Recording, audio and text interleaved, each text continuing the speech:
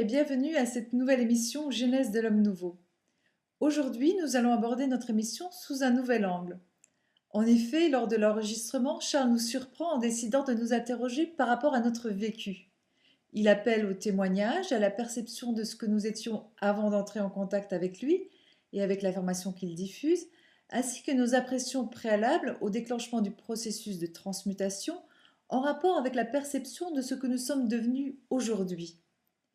Le questionnement qui en découle, nous l'avons tous eu un jour ou l'autre, de par une réinterrogation quant à la façon de gérer notre vie et en parallèle avec l'espérance d'une prise de conscience de notre réalité. A priori, nous l'avons fréquemment réalisé d'une manière très sommaire, à partir d'un état de conscience psychologique, mais jamais dans les profondeurs multidimensionnelles que Charles nous fait expérimenter à travers le contact que nous avons. C'est à partir de ces témoignages et des commentaires de Charles en ce qui concerne ce nouveau paradigme multidimensionnel que je vous propose de découvrir cette émission. À travers son éclairage et nos témoignages, vous pourrez ainsi avoir un aperçu de l'expérience de passage d'une conscience psychologique à une conscience multidimensionnelle. Suite au visionnement de cette vidéo, toutes vos questions sont les bienvenues. N'hésitez pas à nous les poser sur Facebook à partir du fil des commentaires à l'intérieur du post de cette émission. L'adresse est la suivante: https://www.facebook.com/métacybernétique.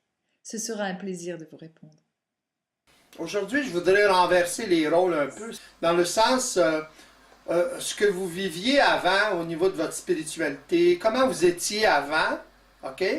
Toujours en fonction, par exemple, des gens en général, dans le public, là, mais dans le sens, ce que je veux savoir, c'est la perception que vous aviez avant de vous-même, de comment vous étiez mentalement, etc., dans le sens vos croyances, etc., toute la spiritualité, etc., là. Tu sais, dans le sens, puis comment vous vivez ça aujourd'hui, puis c'est quoi la différence, etc., etc. Votre expérience, quoi. Alors globalement, auparavant, dans un travail de recherche, j'étais à la recherche de moi-même. Et donc j'ai utilisé différents outils, et notamment je suis passée donc par la spiritualité. Et à chaque fois que j'utilisais un outil, en fait, je me rendais compte que ça marchait pas. Et en plus, la grosse différence par rapport à maintenant, je me rends compte maintenant, je ne le savais pas à l'époque, c'est que j'étais très englobée par tout ça. Maintenant, ma perception, elle est complètement différente. Je me sens beaucoup plus claire. Avant, j'étais en permanence dans le doute. Maintenant, je dirais, je suis plus dans le présent, en ouverture à quelque chose que je ne connais pas, que je découvre au fur et à mesure. Tandis que avant, il y avait une fermeture. En fait, il y avait une croyance et il y avait une interprétation par rapport à cette croyance et donc un englobement total par cette croyance. Alors que maintenant, ben, je me sens beaucoup plus libre, libre d'évoluer vers quelque chose, de tendre vers quelque chose qui est moi-même. OK. Mais euh,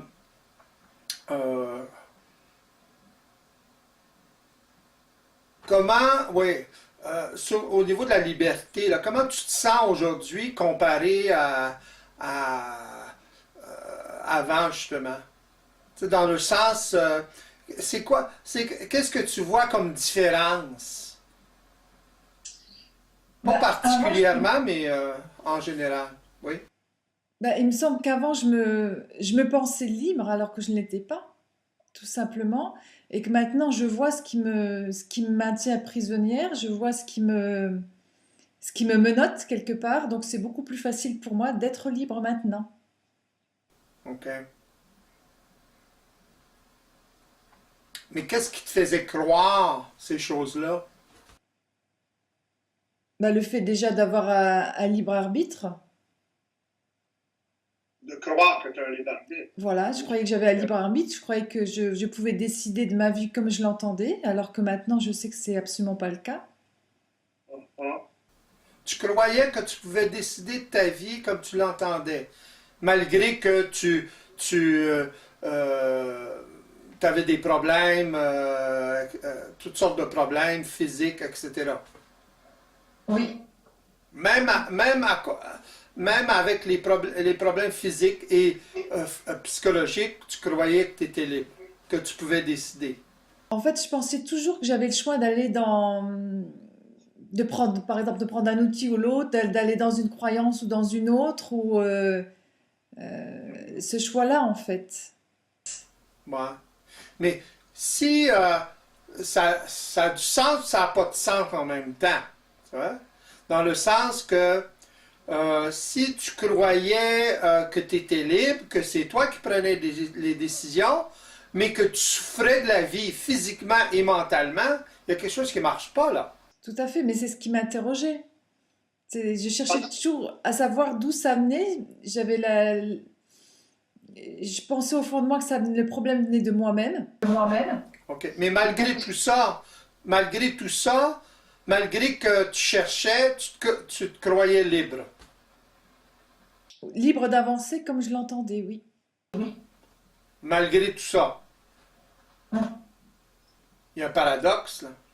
Paradoxe, oui. Maintenant, je le vois, mais à l'époque, j'étais pas en mesure de voir ça. OK. C'est ça qui est occulte. C'est pour ça que les gens ont de la difficulté en général à connecter avec cette réalité-là. Parce qu'il y a, il y a- il y a- il y a une désinformation, là. Hein. C'est évident. Oui. Très Une grosse grande, désinformation. très subtile. Parce que ça n'a pas de sens, là. De croire qu'on est libre et de croire que c'est nous qui, qui prenons les décisions quand on souffre de la vie à ce moment-là et, par exemple, on tombe malade ou whatever, à cause justement des pressions psychiques ou psychologiques. Ben, disons qu'on a le sentiment de ne pas être libre quelque part, mais on se croit libre. Mais on a un sentiment profond de ne pas être libre, et c'est ça qui nous fait chercher en permanence. OK. Mais on se croit libre, quoi. C'est ça. Ouais. Mais ça, c'est l'influence collective. Parce que collectivement, l'homme, il se croit libre. L'être humain, il est supérieur, etc. Là, il se croit libre. Ça? Puis vu que tant que l'ego fait partie de la race humaine, psychologique, si vous voulez, ben à ce moment-là, tant qu'il adhère à cette collectivité humaine-là, avec ces principes-là, ou cette base-là, ou cette prémisse-là, à ce moment-là, ben, il vit cette désinformation-là. C'est bizarre. Mais profondément en lui, il sait qu'il n'est pas libre, puisque, quelque part, mais c'est pas clair. Mm. Voyez-vous comment c'est occulte? Par contre, je me rends compte aussi maintenant justement de la puissance du collectif et Ah ben oui. de la facilité, plus maintenant, mais à un moment donné, de la facilité d'être absorbé par ce collectif-là. Ouais. Maintenant, je me sens différente, je me sens plus autonome, OK. mais au début du processus, je sentais que je basculais facilement. Mhm.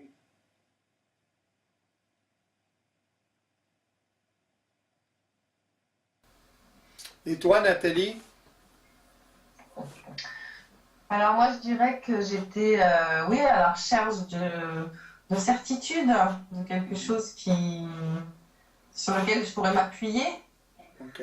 Et en fin de compte, au fur et à mesure, je m'aperçois que de toute façon, la certitude, elle est dans l'incertitude, en fait. OK. Qu'est-ce que tu veux dire par là? Ben, je veux dire que c'est justement le fait de ne pas savoir qui, quelque part, me rassure plus maintenant. Alors qu'avant, je voulais savoir. Je voulais,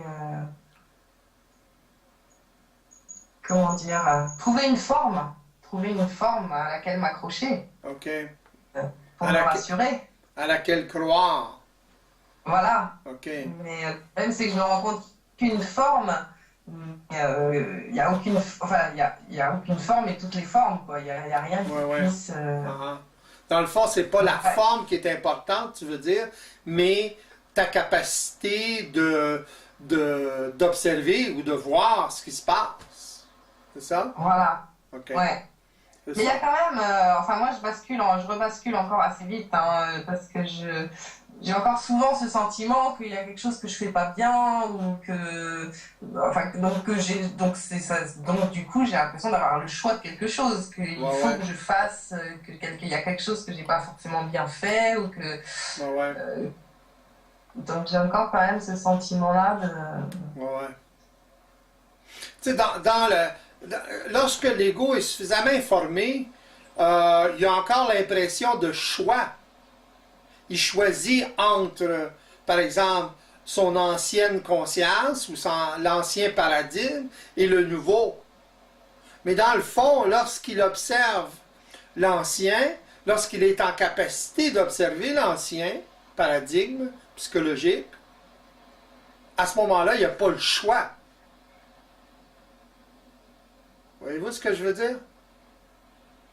Il n'y a pas le choix de réaliser autre chose puis de commencer à adhérer à un autre paradigme. Oui, il n'y a pas le choix parce que c'est notre bien-être, c'est notre paix, et ça devient impératif. Ouais, mais c'est pas seulement, oui, il y a ça, mais il y a sa capacité d'observer ce qui se passe. Autrement dit, d'absorber l'information sans qu'elle soit trop désinformée, si vous voulez, à ce moment-là, ou trop déformée. À ce moment-là, il n'y a pas le choix que de s'ajuster à la réalité systémique. Autrement dit, il n'y a pas le choix de réaliser que c'est pas une forme particulière de croyance ou de... C'est beaucoup plus que ça, c'est son autonomie finalement. Ce que je voulais dire tout à l'heure à propos de ce que tu disais, Isabelle, c'est que lorsqu'il réalise l'influence collective, il commence déjà à être autonome. Et c'est l'autonomie. Mais qu'est-ce qui détermine l'autonomie? C'est sa capacité d'observer, qui est différente, qui part d'un autre paradigme, finalement, qui part d'une autre base. Autrement dit, ça lui permet d'observer d'une autre façon, de façon multidimensionnelle. Auparavant, il observait, oui, mais de façon psychologique. Donc ça le maintient dans une conscience psychologique, collective, limitée, parce qu'il n'y a pas d'autonomie là-dedans, ou très peu. Il y a l'illusion de l'autonomie, mais il n'y a pas d'autonomie. Lorsqu'il réalise ça, ben à ce moment-là, il n'y a pas le choix que de continuer dans cette voie-là et de développer de plus en plus sa capacité d'observation.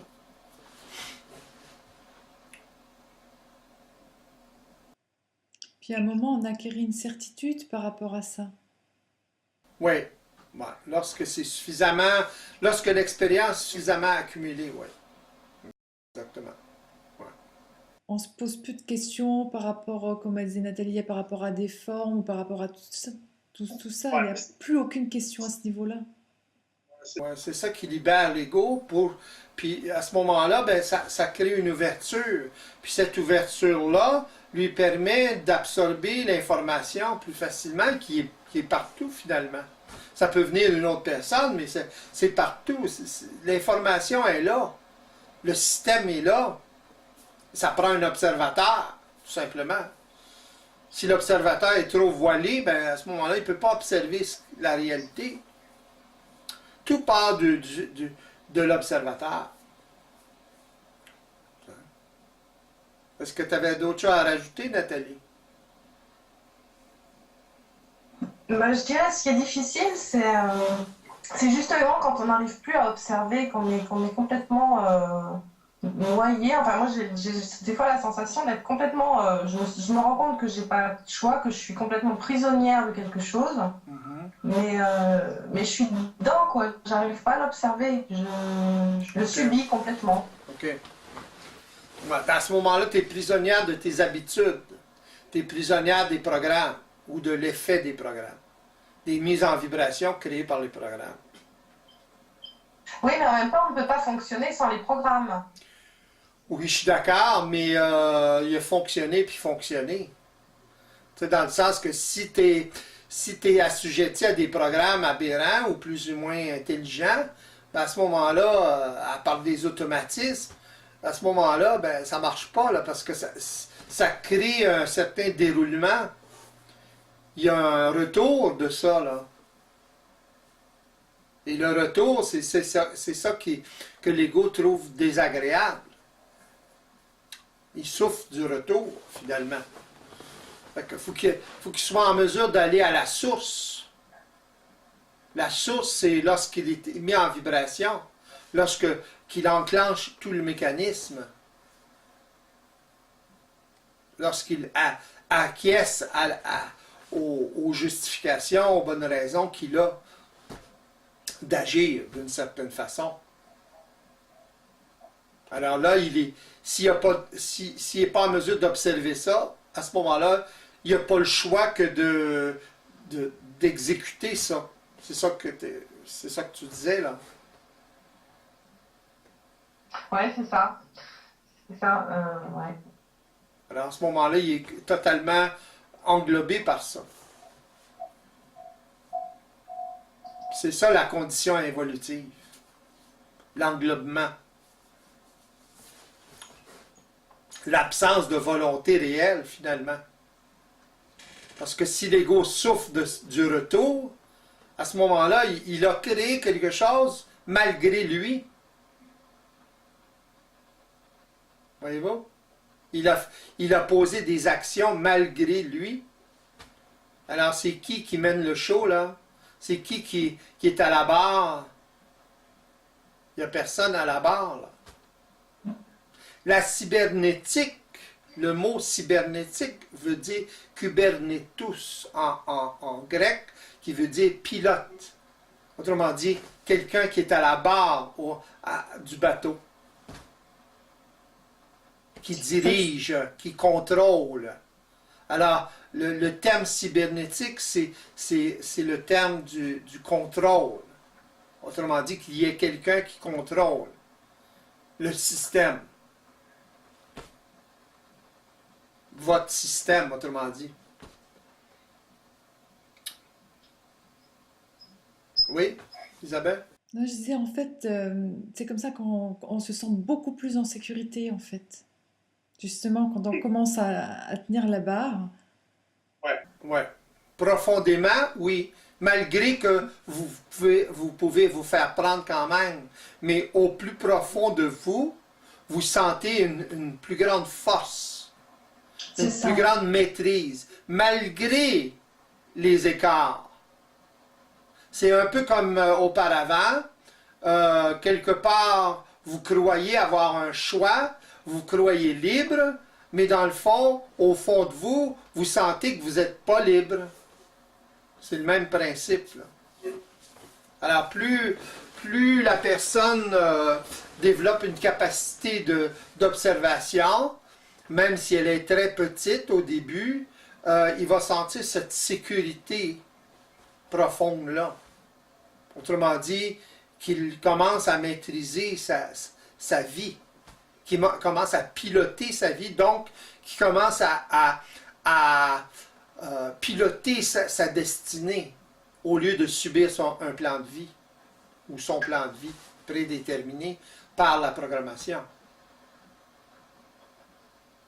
Alors c'est lui qui commence à diriger, piloter, gérer sa vie.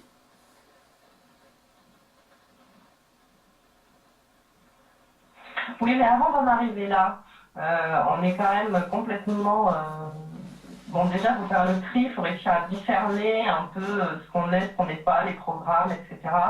C'est très difficile de savoir qui contrôle, enfin, parce qu'en fin de compte, comment on peut savoir si c'est les programmes qui ont pris le contrôle ou l'identité réelle qui a pris le contrôle? Enfin, c'est très, ben ça fait partie du processus. Et c'est à travers ce processus-là que l'ego en arrive à le déterminer, ça. Comment? Par le retour. Si le retour, s'il ne souffre pas du retour, à ce moment-là, ben, ça va. Donc, l'ajustement se fait au niveau ce qu'on appelle en anglais le feedback, le retour. Attends, c'est auto-régulé, si vous voulez. C'est automatique. Voyez-vous? En autant que l'ego est en mesure d'observer ce qui se passe. En autant que l'ego est dans le processus de transformation. Voyez-vous?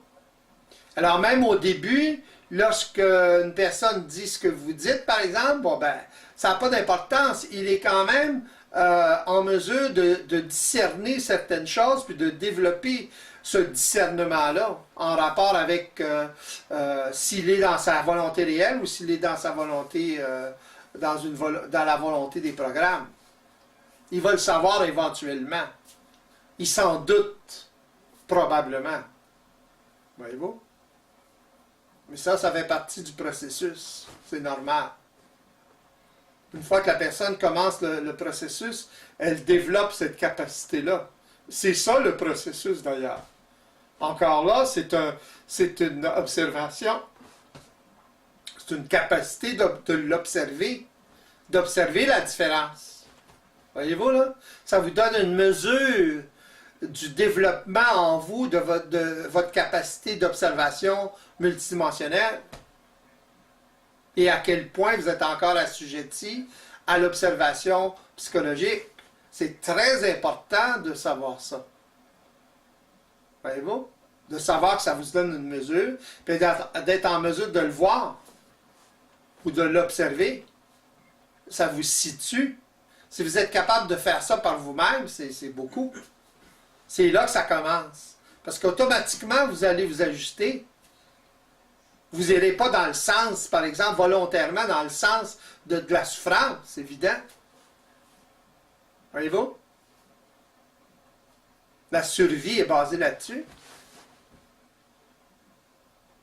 L'instinct de survie.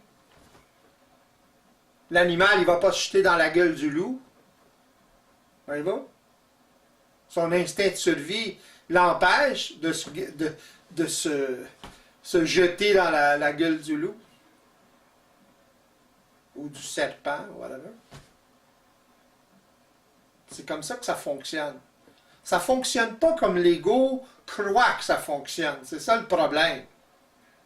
Alors, au départ, il est décontenancé, il est débalancé là, en rapport avec ses anciennes prémices, ses anciennes façons d'observer. Voyez-vous? Parce qu'il observe, mais il observe de façon psychologique, basée sur d'autres principes.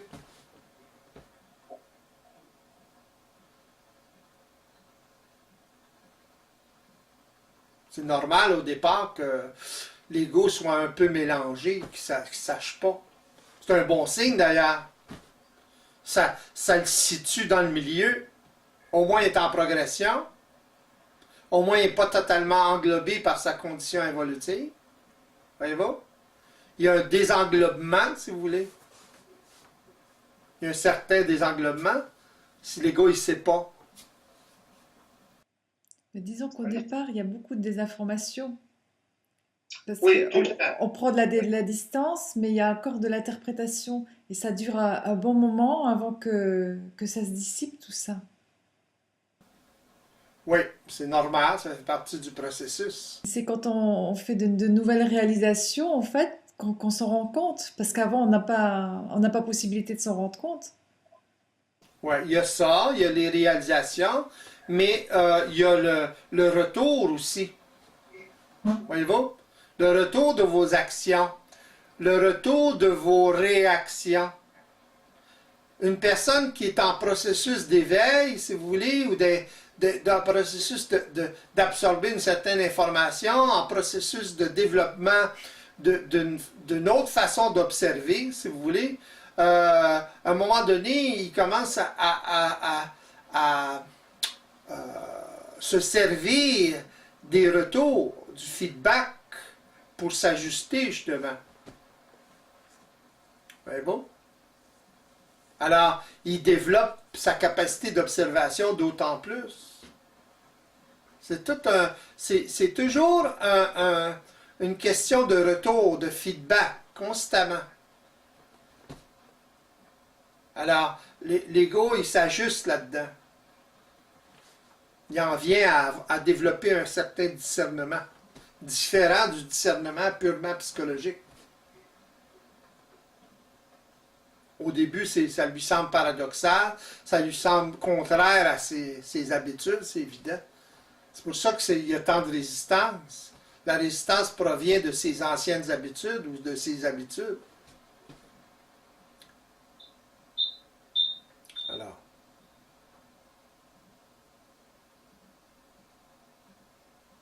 C'est pour ça que c'est pas évident au départ. C'est pas aussi tranché, clair et net. C'est pas facile pour l'ego qui n'est pas habitué à ça, d'être dans un genre de no man's land comme ça.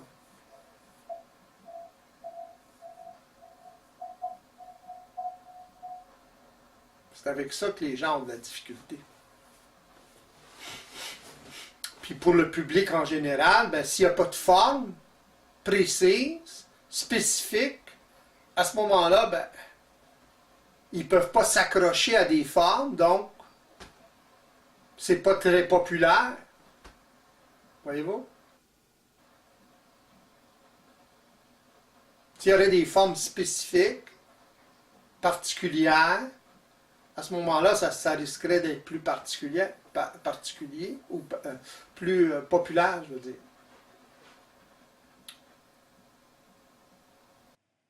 Comme elle disait Nathalie tout à l'heure, elle était en recherche d'appui. Et là, ce qui est très différent, c'est qu'on trouve un appui, mais un appui central en fait. Oui, ouais. Oui, vous retrouvez finalement. Ce que vous sentez en vous qui est ce que vous sentez de profond que vous ne connaissez pas, ben vous commencez à le connaître à ce moment-là. C'est ça qui vous sécurise. Il y a une trame de fond qui est totalement différente. Puis au fur et à mesure de la transformation, ben, cette trame de fond-là, elle devient de plus en plus forte, plus puissante, plus manifeste aussi. Alors, c'est ça qui fait toute la différence. Cette trame-là, c'est l'individualisation, c'est l'autonomie. Voyez-vous? C'est la non-dépendance. Voyez-vous? En rapport avec le collectif, par exemple. Autrement dit, c'est votre capacité à vous d'observer. Votre propre capacité d'observer. Il y a quelque chose d'autonome là-dedans. Là. Voyez-vous? C'est pas basé sur une croyance, ça. C'est basé sur une capacité. Une capacité assez particulière. Voyez-vous? Capacité d'observation multidimensionnelle. C'est parce que à ce moment-là, vous êtes en mesure de commencer à observer de façon beaucoup plus globale. Vous avez un big picture. Voyez-vous? Vous avez une vision globale de ce qui se passe. De plus en plus globale, d'ailleurs.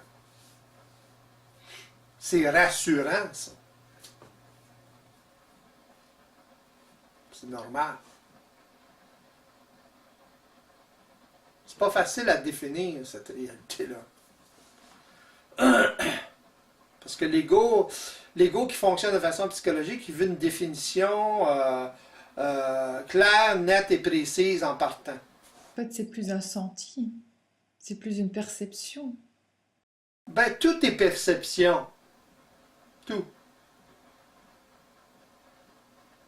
Mais même une personne qui veut quelque chose de absolument clair, net et précis, c'est une question de perception aussi. Voyez-vous? Même si c'est une perception psychologique, c'est quand même une perception. C'est juste qu'il y a besoin de formes très spécifiques, très coulé dans le ciment, si vous voulez, pour être en mesure de voir clair. Tandis que la personne qui est dans un processus d'éveil, il n'y a pas besoin de forme parfaitement spécifique. Voyez-vous? Il y a besoin de forme, c'est évident, mais moi je dirais ça, non. De toute façon, c'est difficile pour lui de créer ces formes-là et de voir cette réalité-là. Même s'il met une forme, par exemple, si on parle de programme, si on parle de mise en vibration, si on parle de bonnes raisons, si on parle de justification, c'est pas évident de mettre tout ça ensemble là, pour l'ego. Moi, je m'en rends compte avec les gens en consultation, à quel point les gens ont de la difficulté à voir tout ça. Malgré qu'ils connaissent les termes, malgré qu'ils voient ces formes-là, c'est pas évident parce que ces mécanismes-là, si vous voulez, font partie d'eux. Voyez-vous? Alors, c'est une auto-observation, là. C'est pas évident, ça. C'est ça la difficulté, d'ailleurs. Puis c'est quelque chose qui se fait tout seul par l'expérience. Donc à partir de là, c'est Oui, sûr qu'on ne le définit pas, ça se fait tout seul, ça s'inscrit par c'est ça. l'expérience. Exactement, ouais, exactement. Ouais. C'est dans l'expérience. Ça se comprend pas psychologiquement, et puis la résultante, c'est cette expérience-là. Ça marche pas comme ça. Les gens essaient de comprendre la chose avant de l'avoir expérimentée ou pour avoir les résultats de l'expérience. Ça ne marche pas comme ça, ou de l'expérience de le vivre. Ça ne marche pas comme ça. Voyez-vous? En fait, quand ils font ça, ils anticipent tout le temps. Mais l'anticipation, c'est pas l'action. Alors, quand ils font ça, ils n'ont pas ils peuvent pas percevoir cette réalité-là comme elle est. C'est dans l'action qu'on peut l'apercevoir comme elle est, qu'on peut l'observer comme elle est. Oui, on perd l'habitude de définir les choses, on perd l'habitude de comprendre, en fait, on les vit. C'est ça, ouais.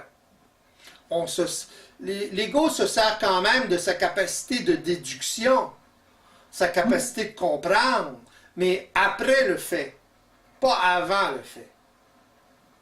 Voyez-vous? Ce qu'on appelle la compréhension, c'est tout simplement de dire, par exemple, ah oui, je comprends maintenant. Voyez-vous? Dans le sens que là, l'ego il a vécu l'expérience, puis là, il comprend. Ou par exemple, si on lui explique un principe, puis il n'est pas capable de le voir, il n'est pas capable de le comprendre, si vous voulez, on lui fait vivre l'expérience, et à ce moment-là, on lui remonte, on lui répète la même chose, et à ce moment-là, ah oui, je comprends maintenant. Pourquoi? Parce qu'il a vécu l'expérience. Voyez-vous? Je comprends ce que c'est, par exemple, plonger à l'eau, plonger dans l'eau. Mais psychologiquement, vous pouvez penser à plonger dans l'eau, ça ne remplace pas la sensation. Ça va vous prendre du temps à expliquer qu'est-ce que c'est à quelqu'un, qu'est-ce que c'est plonger dans l'eau. C'est un exercice assez ardu. Ça, c'est très simple. Voyez-vous?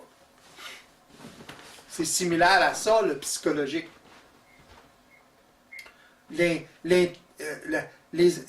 L'intellectualisation, si vous voulez, c'est ça que ça veut dire.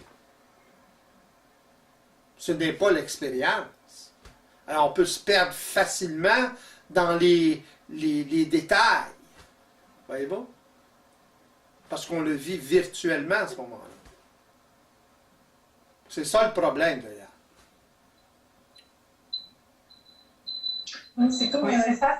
Ce que je trouvais difficile, c'est en fait, pour avoir cette vision globale, c'est qu'en fait, on est obligé de fonctionner à travers les formes. Et donc, c'est ça qui est pas facile de réussir à tout englober pour avoir cette vision globale. Ouais. Qu'est-ce que tu veux dire à travers les formes?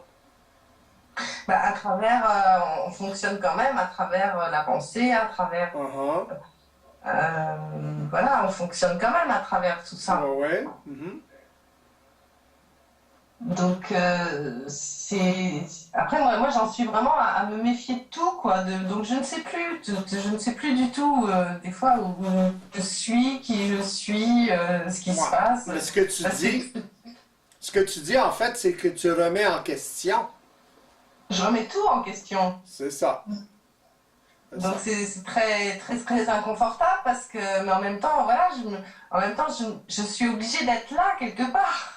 C'est ça. Ce qui est inconfortable, c'est que tu es obligé d'être là. Et oui, Ce que tu n'as pas l'habitude de faire. Ah. Qu'est-ce que ça veut dire être là? Ça veut dire être en mesure d'observer d'une façon différente, d'avoir une présence différente. Et puis, c'est le manque d'habitude ou d'expérience de vivre cette présence-là différente, plus vigilante, qui remet tout en question. Autrement dit, qui n'est pas dans le confort de ses croyances. Voyez-vous? C'est une autre présence, ça, là. Autrement dit, qui observe tout d'une façon beaucoup plus spécifique, beaucoup plus critique qu'avant. oui, mais qui n'a aucune forme. Ouais, qui n'adhère pas à aucune forme, je veux dire. L'observateur, la Ouais, présence. c'est ça, mais l'observateur, c'est ça, c'est que moi, j'arrive pas à identifier cet observateur parce que pour moi, je n'arrive pas à lui donner de forme vu que je me méfie de toutes les formes. Ouais, mais tu Donc, peux pas lui donner de forme encore. Ouais? C'est ça l'affaire. C'est qu'il n'est pas encore. Il n'est pas encore suffisamment présent. Puis de toute façon, tu ne pourras pas réellement lui donner de forme. Ça va être difficile. C'est difficile. Par exemple, moi, quand je vous parle, quand j'essaie de parler de l'observateur, tout ce que je peux dire, c'est que c'est un observateur différent. J'appelle ça, par exemple, l'homme éveillé, l'être humain éveillé. Voyez-vous? Fait que ça explique pas grand-chose, ça, là. Voyez-vous ce que je veux dire? C'est dans l'action que ça se passe. Dans l'information que ça se passe. Dans la capacité d'observation que ça se passe.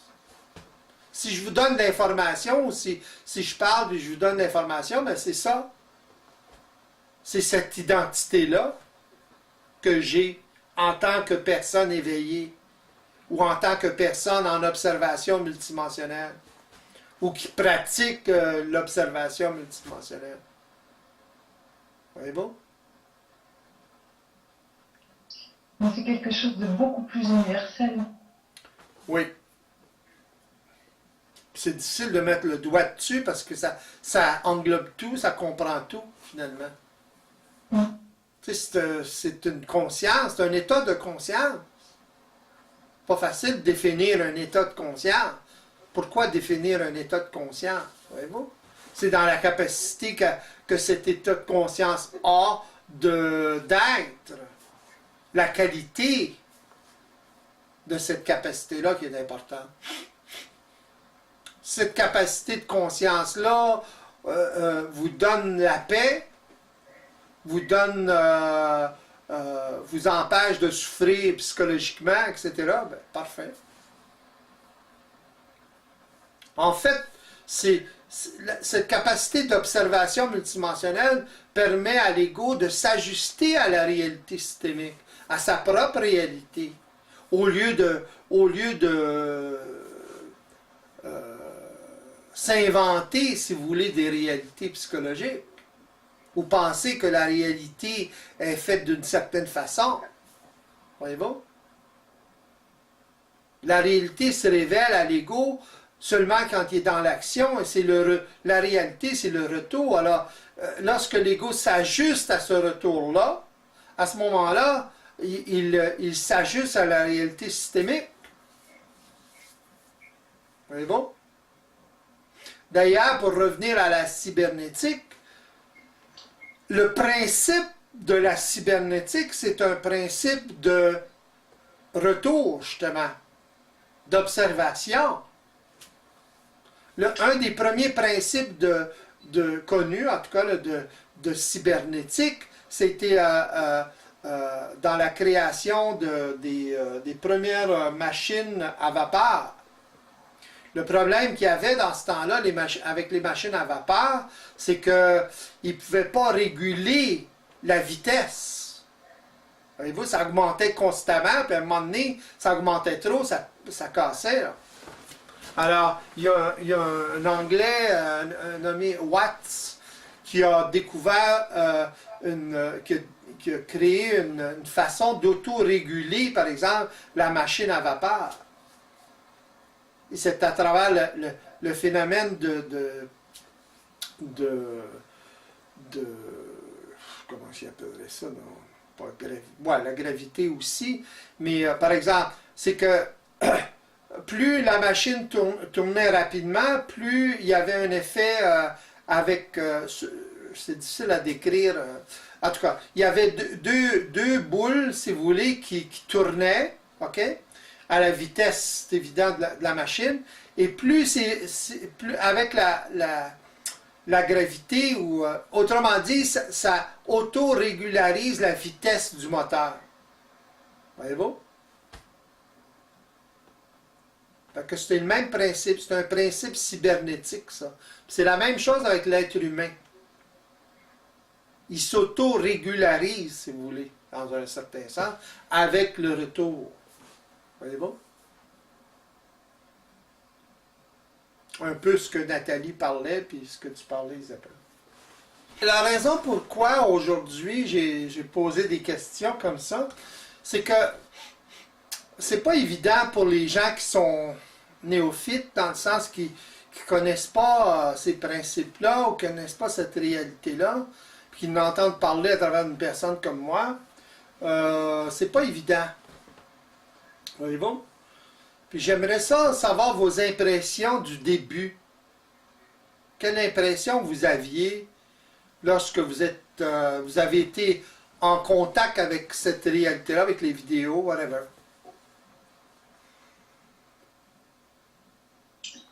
Tout au début, quand j'étais en contact au niveau des vidéos, j'avais le sentiment de recevoir un message beaucoup plus clair que le message qui m'était donné à travers les différentes formes de croyances, en fait. Il y avait quelque chose qui me parlait quoi, je ne savais pas, mais j'avais le sentiment que ça parlait exactement de la même chose, mais avec beaucoup plus de clarté. Ah, ok. Mhm. Et plus de simplicité aussi. Ok. Et qu'est-ce qui a fait que c'est ça qui a fait que ça t'a attiré, quoi? Oui, il y avait quelque chose, il y avait un senti profond, comme quoi c'était là qu'il fallait aller, c'était juste, voilà, tout simplement. C'est aussi quelque chose de beaucoup plus simple, de moins voilé, oui, beaucoup plus simple. Ok. Puis qu'est-ce qui a fait que, au début, tu avais des hésitations ou des résistances? Bah, l'emprise de toutes les croyances que j'avais, l'attachement à toutes les croyances que j'avais. OK. Mais en rapport avec quoi? Est-ce que c'était en rapport avec ce qui était parlé? Non, je dirais c'est plus une globalité. Il y a une incertitude, on ne sait pas où on met les pieds. OK. Malgré ce que tu disais tout à l'heure. Oui. Ça? Mais ce que je disais tout à l'heure, c'est vraiment ce sentiment profond qui m'a toujours tenu depuis le départ. Uh-huh. Puis malgré tout ça, malgré ce senti profond-là, que c'était simple, etc., ça répondait à des questions, etc., il y a quand même eu cette hésitation-là, puis cette résistance-là, c'est ça? Oui, parce qu'il y a une opposition très forte par rapport à toutes les croyances que je pouvais avoir. Il y avait quelque Ah, chose qui tirait dans l'autre sens, ah, ok. qui voulait me récupérer en permanence et quelque part qui m'empêchait d'aller vers l'information que vous donniez. J'étais très attirée, mais il y avait toute cette grosse, je dirais, résistance qui me retenait ou et qui s'opposait par moments très fort à Ok. l'information que j'absorbais. Moi, je Ok. peux, Et aujourd'hui, comment vous le percevez, ça?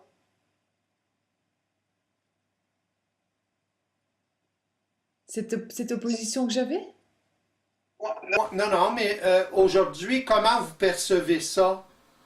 hier, c'est une illusion.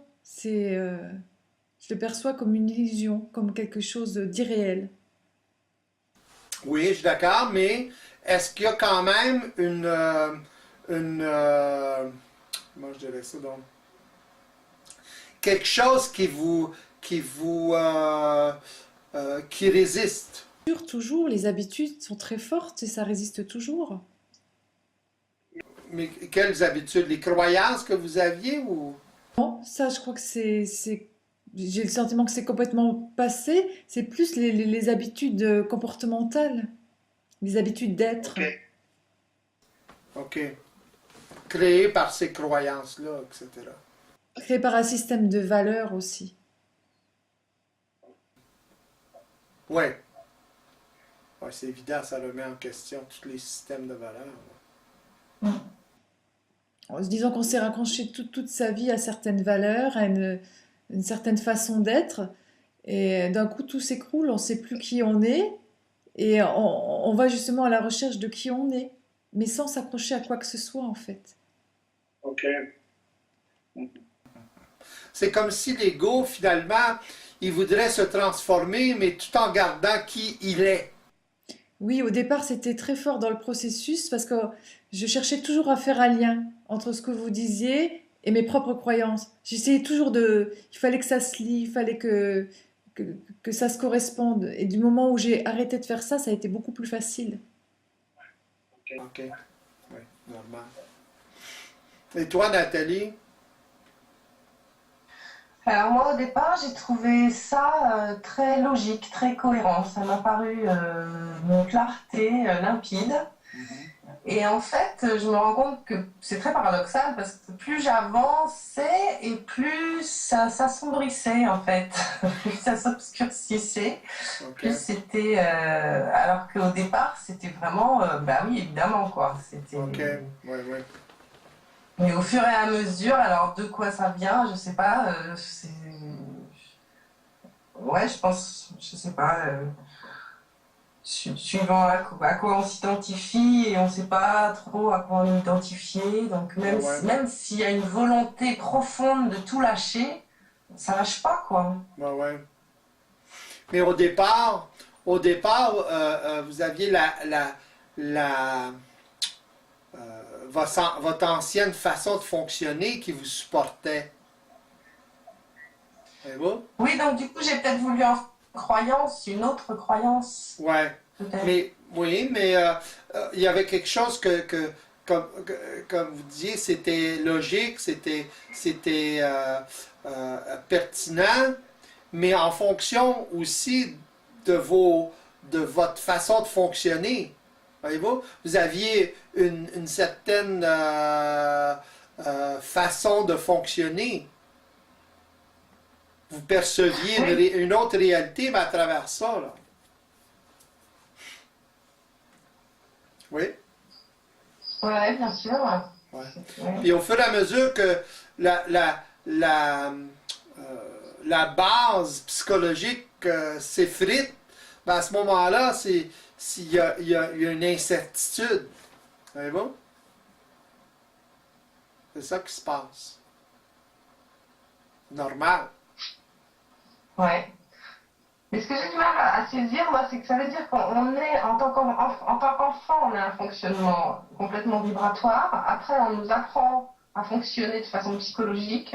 C'est ça. Et ensuite, il faut revenir à une fonction, à un fonctionnement vibratoire. C'est ça. Mais en ayant le fonctionnement quand même, la base du fonctionnement psychologique, autrement dit la capacité d'observation, OK? Mais là, la capacité d'observation, elle se transforme.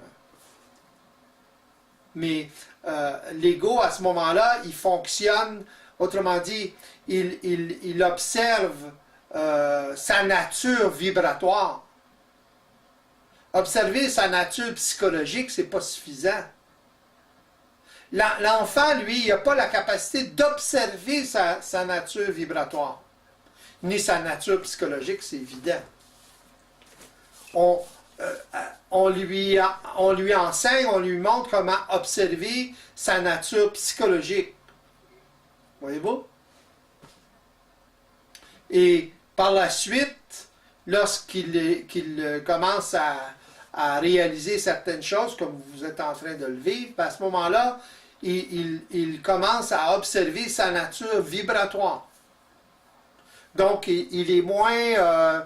il fonctionne à travers ça, il fonctionne de moins en moins psychologiquement, purement psychologiquement. Autrement dit, il fonctionne de moins en moins à travers une observation psychologique, uniquement psychologique. C'est bon? Ce que vous êtes en train de vivre particulièrement, c'est justement ça, la transition entre les deux.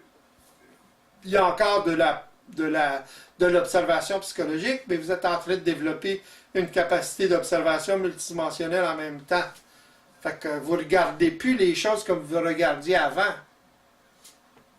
Et si vous vous situez dans le milieu, dans la transition, ben c'est normal de ne pas savoir exactement ce qui se passe. Ça veut dire que le fonctionnement psychologique a servi à développer l'observation. Oui, c'est de l'observation. Mais c'est de l'observation limitée, psychologique. Ça a servi à développer cette capacité d'observation, c'est évident. L'homme, avant que l'homme devienne homme, il n'avait pas cette capacité d'observation. Un animal a une certaine capacité d'observation, mais très limitée comparée à l'homme. Comparée à l'observation psychologique, par exemple. C'est ça l'évolution. Et l'homme, aujourd'hui, a la capacité de développer une observation multidimensionnelle. Pour ça, il faut qu'il ait développé auparavant une capacité d'observation psychologique.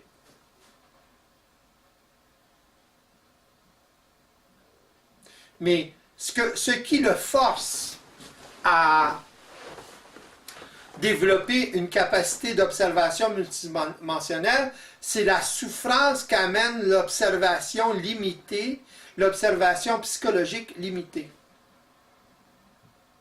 C'est ça le problème. En plus, il y a un principe dans l'évolution, c'est un principe de... en anglais, on appelle ça containment, dans le sens que c'est difficile pour les entités biologiques, si vous voulez, dans une certaine race, de sortir du courant évolutif.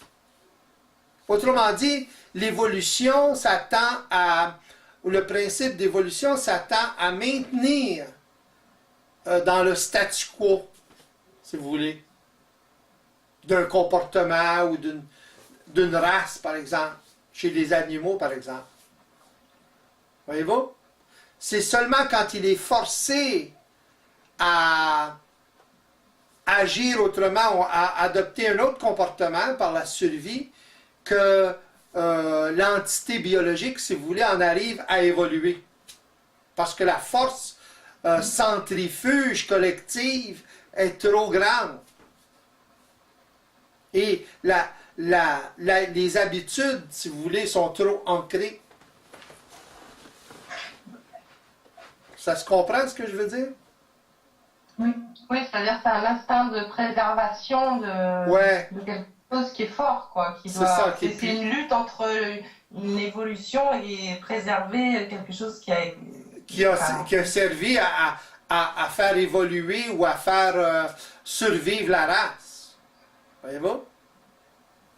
Alors, ça prend des choses extérieures pour stimuler un individu ou deux individus qui changent de comportement. Puis là, ça évolue. Mais en d'autres circonstances, tout est fait pour que l'individu suive le courant. Tu sais? C'est seulement dans des situations extrêmes de survie que l'individu ou des individus peuvent bifurquer de ça et évoluer à autre chose, même si c'est minime.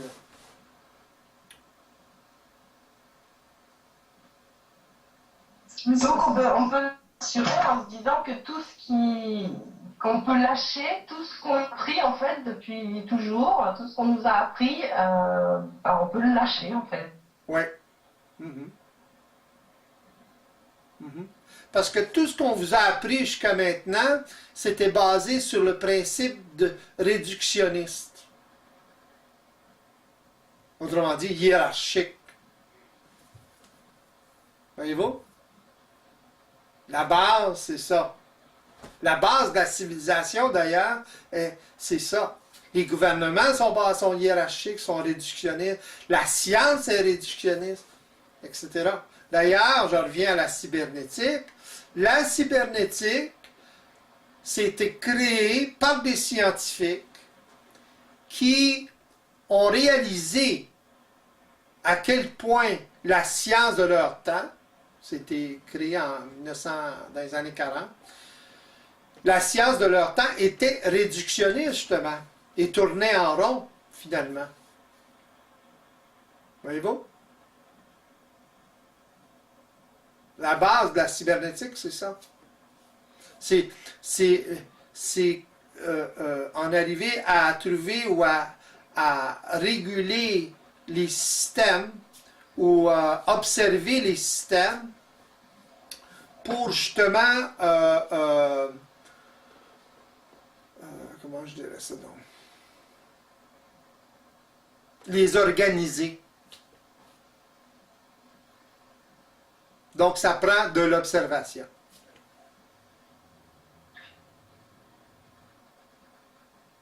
Parce que là, ce que je ressens comme un gros problème, c'est un problème de sens. J'ai l'impression qu'il n'y a plus rien qui a de sens. Oui, c'est pas le même sens. Le sens multidimensionnel, c'est évident que c'est différent du sens psychologique. C'est ça le problème. Là, ce que tu es en train de me dire, Nathalie, c'est qu'il y a un conflit, là. Bah oui, il y a un conflit, puis je veux dire, ce manque de sens, je le vois bien, ça tourne en rond, enfin même si on observe un temps soit peu la société telle qu'elle est, il y a vraiment un problème de sens, ça tourne en rond, on le voit bien, la personne, tout le monde est à la recherche d'un sens dans sa vie. C'est ça. Exactement, ouais. Puis il tente vers la croyance pour essayer de trouver un sens à la vie. Mais le sens de la vie se retrouve seulement, justement, quand l'ego commence à observer d'une façon totalement différente. Le sens de la vie, c'est un sens systémique. C'est la capacité de contrôler le système, ton système, ce qui se passe en toi, etc. Sans ça, ça n'a pas de sens. Ça n'a pas de sens parce qu'à ce moment-là, l'ego est contrôlé par le système. Donc, il subit le système. Fait que pour l'ego, ça n'a pas de sens qu'il souffre du système comme il souffre. Voyez-vous comment le non-sens est lié à la souffrance? Oui, tout à fait. T'sais? Tout à fait. C'est ça. Fait que... Peut-être que ça pourrait être bien de rappeler comment ça fonctionne ce système. Parce qu'on a beau, des fois, c'est clair, et Ouais, puis d'autres, et puis très vite, c'est réabsorbé, c'est complètement confus. ouais. Et je pense que ça vient, le sens vient justement de la clarté de cette compréhension de comment ça fonctionne, quoi. Exactement. Ouais. La clarté de comment ça fonctionne est liée à la capacité de l'ego d'observer de façon multidimensionnelle. La clarté vient de l'observation. Voyez-vous? Oui, mais c'est ça qui était important multidimensionnel. Voilà, je commence à intégrer ce que c'est. Et malgré tout, quand j'entends multidimensionnel, ben, c'est pas clair. C'est pas clair, il y a un truc pas clair. Bon, mais c'est normal. C'est normal que ça soit pas clair. Ça va le devenir clair. Ça devient clair de plus en plus. Multidimensionnel, ça veut dire multidimension. Autrement dit, avoir la capacité d'observer dans ces multiples dimensions. Comment on observe dans le temps, par exemple? C'est une dimension, le temps. Comment vous observez dans la matière? Voyez-vous? Il y a plusieurs façons. Vous pouvez observer avec vos yeux, mais il y a des choses que vous ne pouvez pas voir avec vos yeux dans la matière. Voyez-vous? Une expérience, par exemple, c'est pas nécessairement visuel. Ça se voit avec d'autres yeux. Ça s'observe d'une façon différente, même psychologiquement. Voyez-vous? Que la capacité d'observation est très importante. Pour qu'il y ait clarté, il faut qu'il y ait une grande capacité d'observation. Il peut y avoir une clarté psychologique limitée, mais lorsque l'ego est en mesure d'observer multidimensionnellement, à ce moment-là, il y a une clarté encore plus grande. Voyez-vous?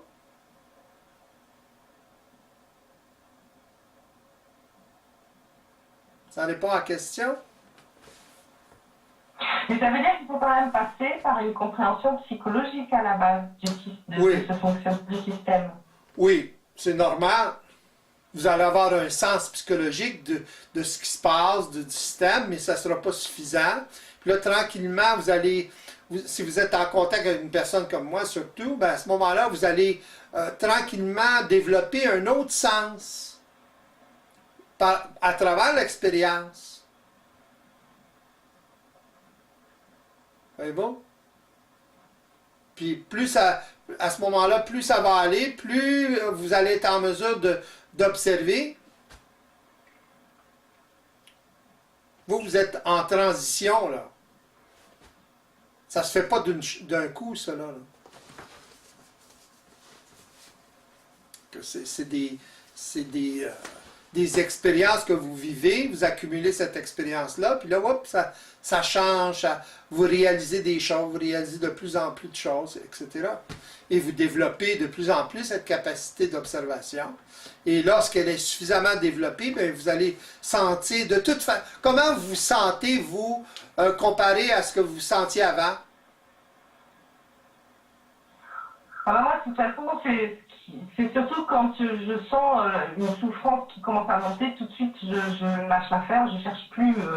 je suis plus dans cette recherche d'interprétation constante, de chercher le pourquoi du comment. OK. Donc, quand vous souffrez, vous arrêtez le processus de justification ou de la pensée.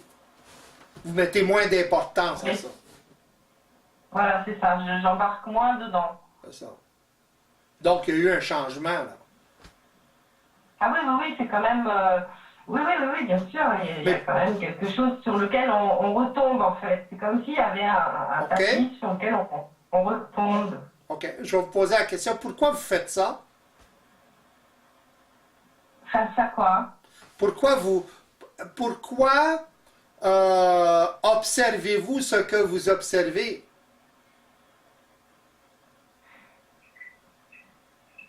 Pourquoi j'observe? Au niveau de la pensée, par exemple, vous dites que lorsque lorsque vous faites embarquer à penser des choses, ou comment vous avez dit ça, là, à ce moment-là, ben, pourquoi vous embarquez plus là-dedans? Bah, parce que je me rends compte que ça me fait pas, que je suis pas bien, donc je cherche à savoir. Il y a comme un truc qui se déclenche en me disant c'est pas normal là d'être dans cet état-là. OK, Il y a quelque chose qui se passe. Donc OK. il y a quelque chose qui m'alerte. OK, mais auparavant, il n'y avait pas ça. Autant. Ah non, auparavant j'embarquais dans un C'est ça. truc qui augmentait la douleur, enfin, ou la C'est souffrance, ça. Qui faisait monter le truc en sauce et qui allait dans des extrêmes OK, insupportables. OK. Fait que c'est quoi la différence maintenant? Bah maintenant c'est que sur une échelle de 1 à 10, ça ne monte plus quoi. Quand je vois que Ouais, mais pourquoi ça monte prend plus? en pleurs, ça... Ouais, mais ma question, c'est pourquoi ça monte plus? Pourquoi vous coupez avec ça? Pourquoi? Qu'est-ce qui se passe maintenant? Parce que je vois que c'est pas un fonctionnement qui est réel, que quelque part c'est moi qui l'alimenté, Ah, ce Comme- fonctionnement. comment C'est vous moi qui faites? a- comment vous faites pour savoir ça? Ah bah en le voyant, oui, hein, c'est ça, en le voyant d'une certaine façon. C'est la façon de le regarder qui change tout. Donc, c'est la façon d'observer. Oui, tout à fait. Bon, ben c'est vraiment- ça. parce que on peut très bien l'observer, je peux très bien l'observer, mais il faut que ce soit observé d'une certaine façon pour C'est que ça. change quelque chose. Bon, ben c'est ça l'observation multidimensionnelle. Oui, c'est vrai que ça se décrit pas. C'est ça. Elle est plus large. Donc, l'observation est beaucoup plus large. Il y a des paramètres dans cette observation-là qui n'étaient pas là avant. Tout à fait. Pourquoi? Parce que vous êtes beaucoup plus informé qu'avant. Non Oui, seulement mais- vous êtes plus informé, mais là, vous avez plus d'expérience avec cette information-là qu'avant.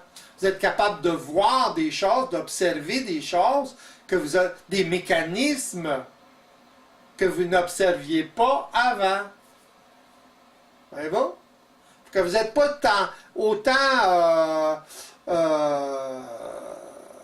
comment vous disiez ça, là, dans le milieu, là, pour savoir où vous allez, que ça, hein? Voyez-vous? Vous voyez beaucoup plus clair que vous pensez. C'est ça que je veux Oui, dire. oui, mais c'est vrai, c'est vrai. C'est difficile pour l'ego de se situer. Hein? Parce qu'il progresse puis il ne le voit pas. Oui, c'est se situer et discerner les plus gros problèmes. C'est ça. Parce que vous pouvez évoluer très rapidement, puis évoluer très bien, évoluer, là, etc. Puis vous développez beaucoup, mais vous ne le voyez pas. C'est difficilement observable, ça. Parce que vous êtes dans l'expérience immédiate. L'expérience est trop fraîche. C'est un autre niveau d'observation, ça. Après un certain temps, vous pouvez l'observer. Un peu comme Isabelle décrivait tout à l'heure aux questions que je lui posais. Là, aujourd'hui, elle peut l'observer, mais un mois après, elle n'aurait pas pu observer comme elle observe maintenant. Son expérience passée. Voyez-vous? C'est pour ça que c'est difficile d'observer où vous êtes maintenant. Parce que vous êtes dans l'expérience. On a toujours cette nécessité d'être situé. Toujours. Toujours, c'est très important de se situer. Moi, je fais que ça avec vous autres, de vous situer. Vous remarquez ça? C'est important, je le sais, moi. C'est important. Je vous écoute parler, puis là, ben, je vois que vous ne vous situez pas. Fait que je vous situe au niveau de la conscience différente que vous êtes maintenant. Mais bon, c'est pas évident pour l'ego. Il est dedans. Il est dans l'expérience, là. Tu sais, c'est l'expérience de l'expérience, comme. C'est une méta-observation, là. Ça prend. C'est pas évident, ça. Ce qui n'est pas évident, c'est que des fois, comme les formes sont les mêmes, on a l'impression des fois qu'il n'y a rien qui a bougé. Oui, exactement, oui. Exactement. Exactement. Si on se fie à la forme seulement, oui. Puis vous avez l'habitude de vous fier à la forme. Antérieurement, vous aviez cette habitude-là. Puis vous l'avez encore jusqu'à un certain point. Voyez-vous? C'est ça qu'il faut réaliser. C'est pas évident, là. C'est abstrait. Voyez-vous? C'est de faire du concret avec cette abstraction-là. C'est pas évident. Ça prend l'expérience. C'est pour ça que je voulais parler de ça aujourd'hui, pour donner une idée au public. Qu'est-ce que c'est cette expérience-là? À travers des témoignages. Voyez-vous?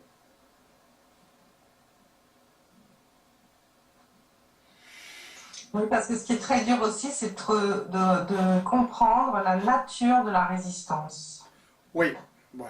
Ben, pour comprendre la nature de la résistance, il faut être en mesure d'observer cette résistance-là.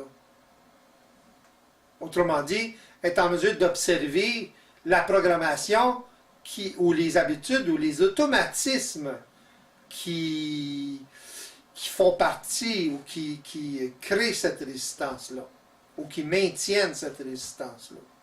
Ce sont seulement les automatismes. L'ego n'est pas conscient qu'il résiste. C'est pas lui qui résiste. Ce sont ses habitudes, les programmes, ses automatismes qui l'amènent à être en résistance. C'est toujours une question d'identité. Hein? Comment on se perçoit dans tout ça. Comment on perçoit, de quelle façon on observe ses propres mécanismes. Voyez-vous? C'est très près de nous, ça. Nos automatismes sont très près de nous. Moi, je parle maintenant, je fais des gestes, mais c'est tout automatique, ça. Je pense pas avant de parler. J'ai l'habitude de parler, d'utiliser des formes, des mots, des sons particuliers. C'est tous des programmes, ça, là. Je l'amalgame d'une certaine façon à travers ma conscience, c'est évident. Mais ma conscience, c'est quoi? J'observe quelque chose. Je veux exprimer quelque chose. C'est ça de la conscience, si vous voulez. C'est ça l'esprit. L'esprit veut exprimer quelque chose. Voyez-vous? Donc, il regarde dans une certaine direction et il laisse les automatismes se faire tout seul. Puis là, il y a un feedback de ça, donc il s'ajuste en conséquence. Voyez-vous? Mais c'est la capacité, encore une fois, d'observation de tout ça qui fait la différence. Qui lui permet d'ajuster tout ça. Là. Voyez-vous? Alors, plus l'ego il développe cette capacité d'observation-là, mieux il est dans sa peau, puisqu'il est en mesure de s'ajuster au fur et à mesure. De plus en plus parfaitement.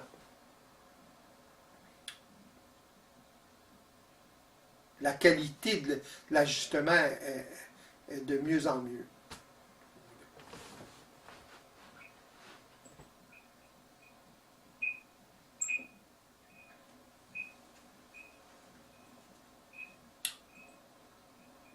D'autres choses à rajouter?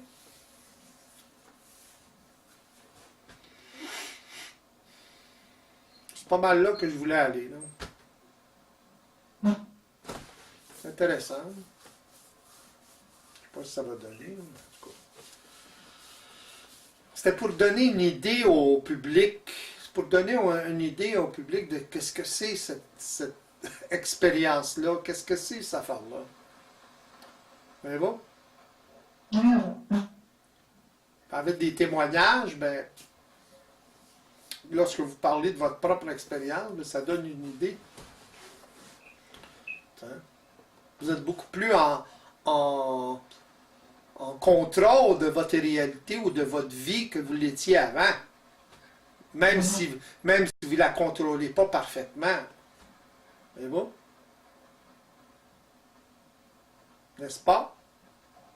Oui, oui, c'est sûr. C'est ça. Mais ça ne se fait pas instantanément. C'est tout.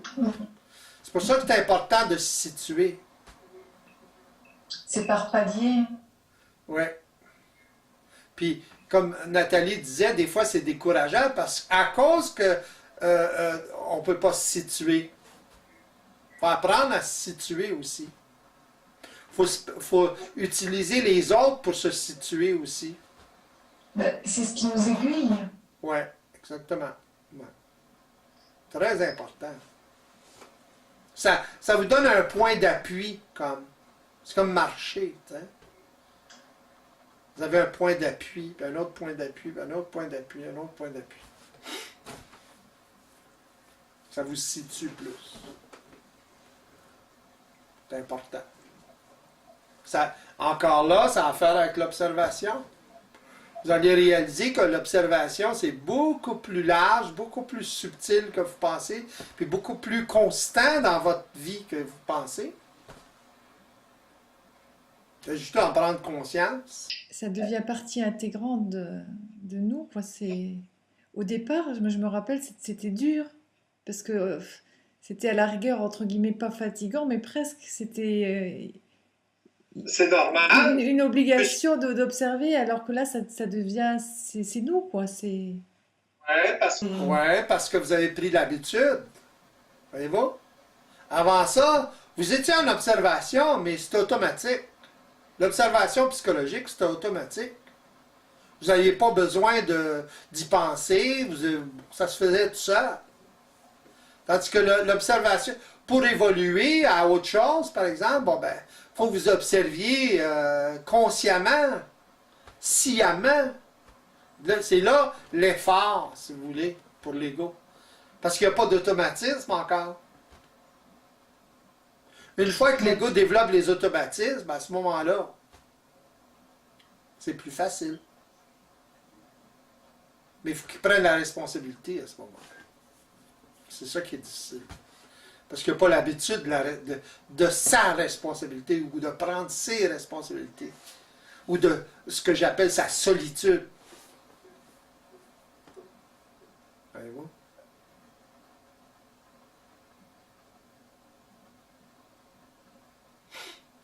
Okay. C'est ça qui peut sembler aussi paradoxal, c'est que,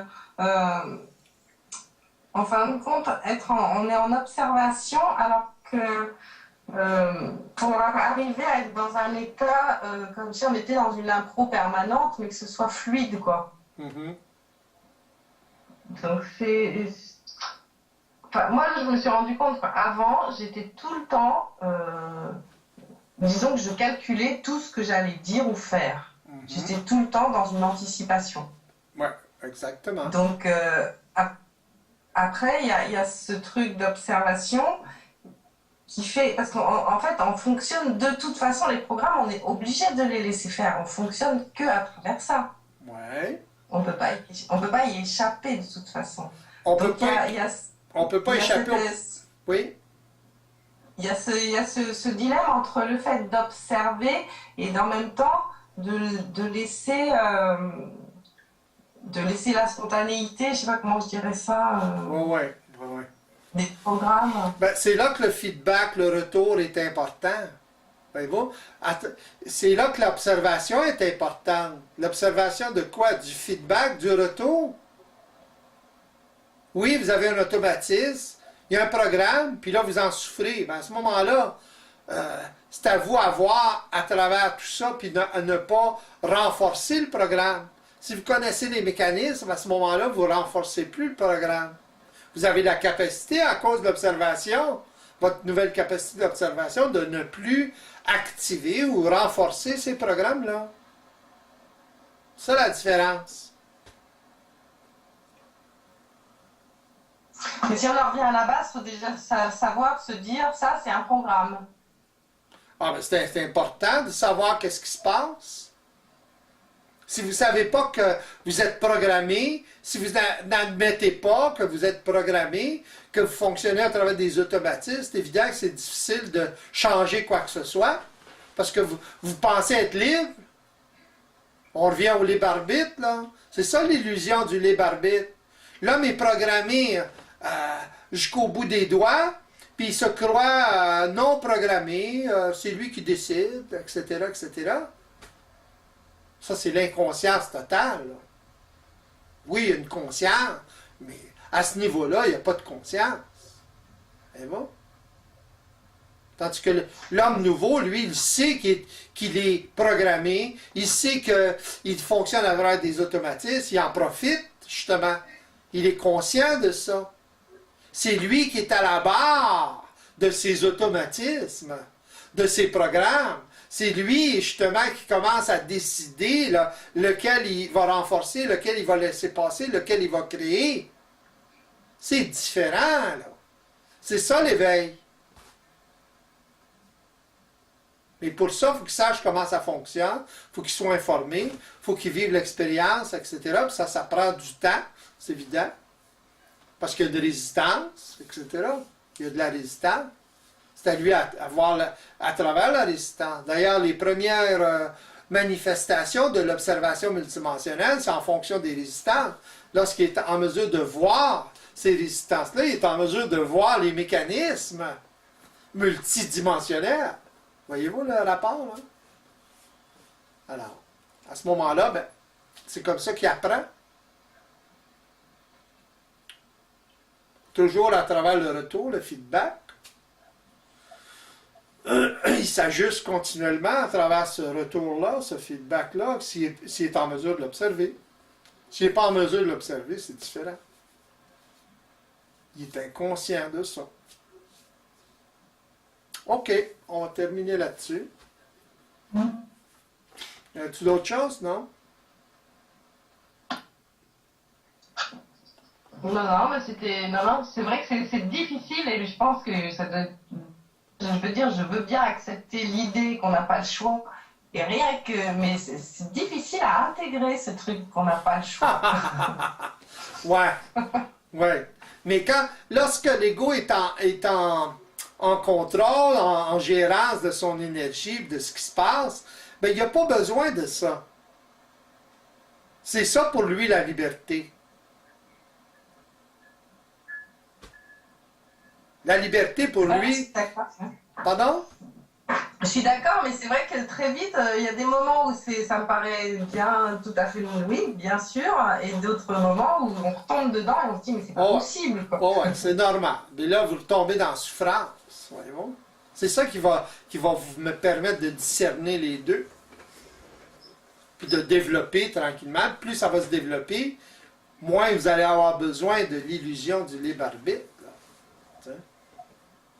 Parce que vous allez être de plus en plus libre de quoi? Des mécanismes de la programmation. Vous ne les éliminerez pas, mais vous allez être beaucoup plus libre parce que vous allez être en mesure de les utiliser au lieu d'être utilisé par ces mécanismes-là. L'homme actuel se fait utiliser par les mécanismes. Pas lui qui utilise les mécanismes. Il est victime des mécanismes. Parce qu'il n'est pas en mesure de les observer. Il ne veut même pas les observer. Il ne veut pas même admettre que ça existe. Quand tout lui démontre tous les automatismes qu'il a. Mais il veut se croire presque comme un dieu. Ça fait partie du mythe humain, ça. Il veut tellement se séparer de l'animal qu'il se croit surhumain. Il ne l'est pas encore surhumain. Il est beaucoup plus près de son animalité qu'il croit. C'est seulement quand il commence à développer un autre sens d'observation qu'il devient beaucoup plus surhumain.